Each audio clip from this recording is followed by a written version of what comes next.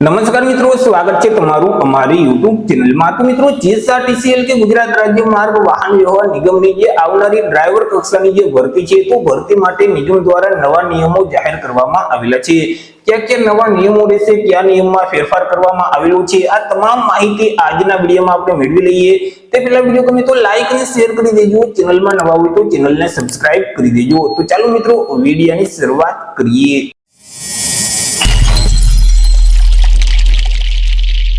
તો મિત્રો, આજે ઠરાવ છે તે જીએસઆરટીસી એટલે કે ગુજરાત રાજ્ય માર્ગ વાહન વ્યવહારનું જે વહીવટી ખાતું છે તેના દ્વારા 30/4/2026 ના રોજ આ ઠરાવ બહાર પાડવામાં આવેલું છે। એ જીએસઆરટીસી દ્વારા જે ડ્રાઈવર, કંડક્ટર અને હેલ્પર કક્ષાની જે સીધી ભરતી કરવામાં આવી છે, તો તે ભરતીના જે નિયમો છે તે નિયમમાં સુધારો કરવા બાબતનો કંઈક ઠરાવ જાહેર કરવામાં આવેલું છે।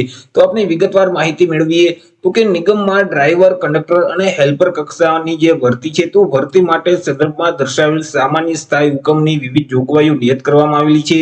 હવે ભરતી નિયમોની સમીક્ષા અર્થે રચવામાં આવેલ જે સમિતિ હતી તેના દ્વારા એક અહેવાલ છે તે રજૂ કરવામાં આવેલો છે અને અહેવાલમાં સૂચનાઓને ધ્યાને લઈ અને નિગમ દ્વારા આંશિક ફેરફાર કરી અને જે ડ્રાઈવર, કંડક્ટર અને હેલ્પર કક્ષાની જે ભરતીના નિયમો છે તે નિયમમાં સુધારો કરવામાં આવેલું છે। તેમાં મિત્રો, આપણે ડ્રાઈવર વિશે વાત કરીએ તો ઉમેદવારનું જે વિઝન છે તે ચોખ્ખું હોવું જોઈએ, સ્પષ્ટ જોઈ શકતા હોવા જોઈએ, આંખના નંબર ન હોવા જોઈએ, તેમજ મિત્રો રંગ અંધત્વની ખામી છે તે ઉમેદવાર ન ધરાવતા હોવા જોઈએ, તે જ ઉમેદવાર આ ભરતીમાં અરજી કરી શકશે। એજ લિમિટ એટલે કે વય મર્યાદા વિશે વાત કરીએ કે ઉમેદવારની ઉંમર કેટલી હોવી જોઈએ, તો કે ઉમેદવારની ઉંમર છે તે ઓછામાં ઓછી 25 વર્ષ અને વધુમાં વધુ 35 વર્ષની હોવી જોઈએ। પરંતુ જે અનામત વર્ગના ઉમેદવાર હશે તો તેઓને સરકારશ્રીના નિયમ અનુસાર ઉંમરમાં છૂટછાટ આપવામાં આવશે। જેમ કે અનામત વર્ગના તમામ ઉમેદવાર છે તેઓને 5 વર્ષની ઉંમરમાં છૂટછાટ આપવામાં આવશે। માજી સૈનિક છે તો તેઓએ જે સંરક્ષણ સેવા બજાવેલ છે તે ઉપરાંત 3 વર્ષની ઉંમરમાં છૂટછાટ મળવા પાત્ર થશે। તે સિવાય બાકી જે તમામ ઉમેદવાર છે તો તેમની ઉંમર ઓછામાં ઓછી 25 વર્ષ અને વધુમાં વધુ 35 વર્ષની હોવી જોઈએ।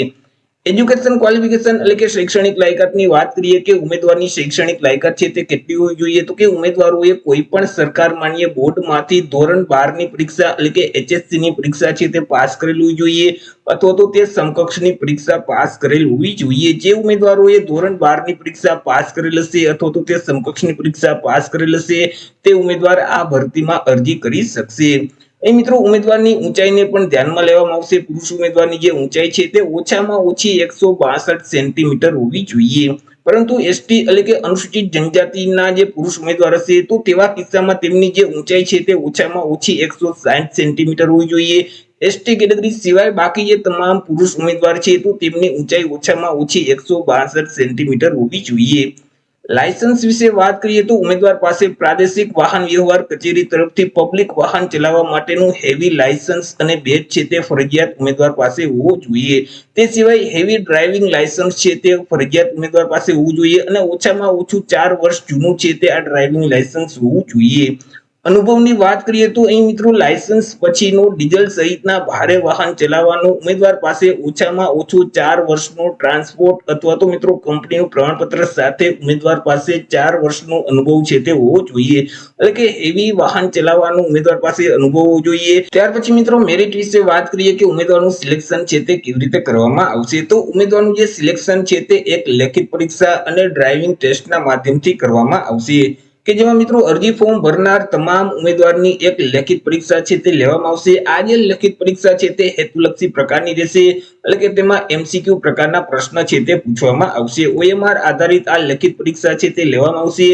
અગાઉ મિત્રો, તમે જે શૈક્ષણિક લાયકાત પાસ કરેલ છે તેના ઉપર એક મેરિટ લિસ્ટ તૈયાર થતું હતું અને મેરિટમાં જેટલા ઉમેદવારનું જે સિલેક્શન થતું હતું, સમાવેશ થતો હતો, એટલા જ ઉમેદવાર આ લેખિત પરીક્ષા આપી શકતા હતા, પરંતુ તે નિયમમાં હવે ફેરફાર કરી દીધેલ છે। અરજી ફોર્મ ભરનાર તમામ ઉમેદવારોને અહીં લેખિત પરીક્ષા આપવા દેવામાં આવશે અને પાસ થવા માટે મિત્રો કોઈ લઘુત્તમ ગુણ છે તે ધ્યાનમાં રાખવામાં આવશે નહીં। મિત્રો, ઘણી બધી ભરતી છે તો તેમાં મિત્રો જે પાસ થવા માટે ઓછામાં ઓછા 40% એટલે કે 40 માર્ક છે તે ફરજિયાત રાખવામાં આવતા હોય, પરંતુ આ ભરતીમાં મિત્રો લઘુત્તમ ગુણને ધ્યાનમાં લેવામાં આવતા નથી।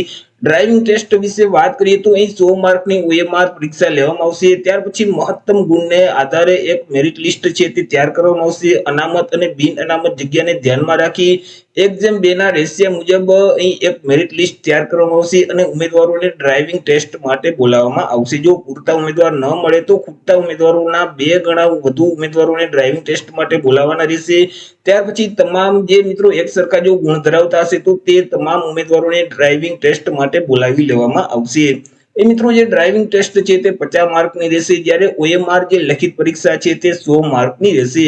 હવે જે 50 માર્કની ડ્રાઇવિંગ ટેસ્ટ લેવામાં આવે તેમાં પાસ થવા માટે ઓછામાં ઓછા તમારે 35 માર્ક છે તે ફરજિયાત લેવાના રહેશે. પરંતુ જે OMR આધારિત લેખિત પરીક્ષા લેવામાં આવશે તેમાં મિત્રો કોઈ અહીં લઘુત્તમ ગુણને ધ્યાનમાં લેવામાં આવતા નથી, પરંતુ જે ડ્રાઇવિંગ ટેસ્ટ લેવામાં આવશે 50 માર્કની તેમાં તમારે પાસ થવા માટે ઓછામાં ઓછા 35 માર્ક છે તે ફરજિયાત લેવાના રહેશે. મિત્રો જે ઉમેદવારની ફાઇનલ જે મેરિટ યાદી છે કે સિલેક્શન લિસ્ટ છે તે કેવી રીતે બનશે, તો કે તમે જે OMR આધારિત લેખિત પરીક્ષા 100 માર્કની જે મિત્રો આપેલ છે તેમાંથી તમે જેટલા માર્ક મેળવેલ છે તેના 40% વેટેજ ગુણ ગણવાના રહેશે. ત્યાર પછી તમે જે ડ્રાઇવિંગ ટેસ્ટ આપેલ છે 50 માર્કની, તે 50 માર્કમાંથી મિત્રો તમે જેટલા માર્ક મેળવેલ છે તેના 60% વેટેજ ગુણ છે તે લખવાના રહેશે. આ બંનેનો સરવાળો કરી અને જાહેરાતમાં દર્શાવેલ જે અનામત અને બિન અનામત જગ્યાઓ છે તેને ધ્યાનમાં રાખી એક મહત્તમ વેટેજ ગુણને આધારે એક મેરિટ લિસ્ટ છે તે તૈયાર કરવામાં આવશે અને તે મુજબ પસંદગી યાદી અને પ્રતીક્ષા યાદી છે તે તૈયાર કરવામાં આવશે. તો આવી રીતે મિત્રો જે GSRTC એટલે કે ગુજરાત રાજ્ય માર્ગ વાહન વ્યવહારની ડ્રાઈવર કક્ષાની જે આવનારી ભરતી છે તો તે ભરતી માટે નિગમ દ્વારા નિયમમાં ફેરફાર કરવામાં આવેલા છે. હવે મિત્રો ડ્રાઈવરની ટૂંક સમયમાં જ ભરતી જાહેર થશે. જ્યારે ભરતી જાહેર થશે એટલે ફરીથી અલગથી એક વિડીયો અપલોડ કરી દેશું.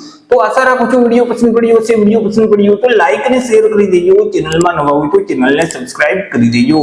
ફરી મળીશું એક નવા ટોપિક સાથે એક નવા જ વિડીયોમાં. ત્યાર સુધી જય હિન્દ, વંદે માતરમ.